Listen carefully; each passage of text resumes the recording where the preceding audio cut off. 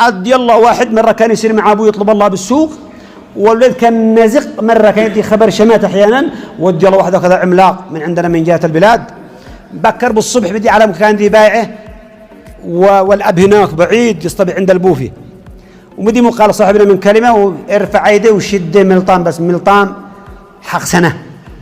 ملطة، والنور رجع يصيح ويبكي ويمسح الدم والنص، والأب ذي عين ما رضي يجاوب، هو دي يدوره، والناس صيحوا يا حي عبد الله تعال تعال تعال صلى على النبي، الرجال ضرب الولد وانت جالس عين مو باك، وهو جاء دخل والناس محلقين والناس يقولوا عيب يا اخي وقع رجال، والرجال ما شاء الله عامل نفسه معد نفسه المضربه ثاني،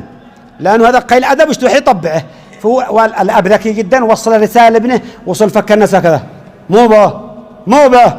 قالوا هذا الرجال هذا ضرب الولد لطمه يا اخي عباك، قال ليش ابني لطمته علامه، قال ابنك قليل ادب يشتوحي يطبعه، قال تعال شاورك، نزل لعنده لا حبه انا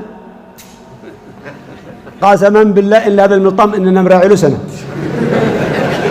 هذا الملطم انا مراعي له سنه، خارجتني الله يخارجك ويدي لك ويرزقك. الناس مستغربين هيجي ضارب عنده غيره حتى على ابنه، والله ما فرق، قال وسطه، ودي عباره حلوه ما زلت احفظها من ذلك اليوم، قال الرجال مش تخرق الرجال،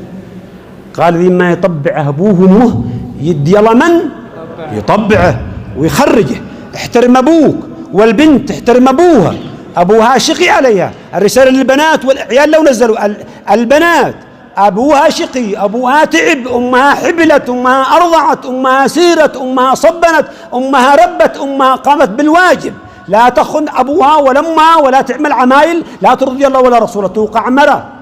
تتشرف على نفس عين امها كيف كانت وكيف تزوجت وجدتها وذي قبله كيف عايشين احسن عيشه، ما تجيش تنكس راس ابوها على اخر الزمان، ولا تلعب عليه على اخر الزمان، ولا تبيعه بثمن بخس دراهم معدوده قدام الناس، ولا تخلي وجهه قدام الناس زي الجزم، ابوها راكن عليها توقع مرة شاد حيلها، محافظة على صلاتها، محافظة على حجابها، محافظة على قرآنها، حريصة على أبوها وعلى أمها وعلى أسرتها، لأن سمعة الأب من يحمله؟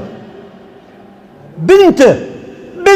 في المدرسة كشوفات بالاسم تحمل اسمك تماما، إذا ما انتبه العيال لا تحملش اسمي يا أخي ولا تكذب علي، وأن تكذب علي وتخونني.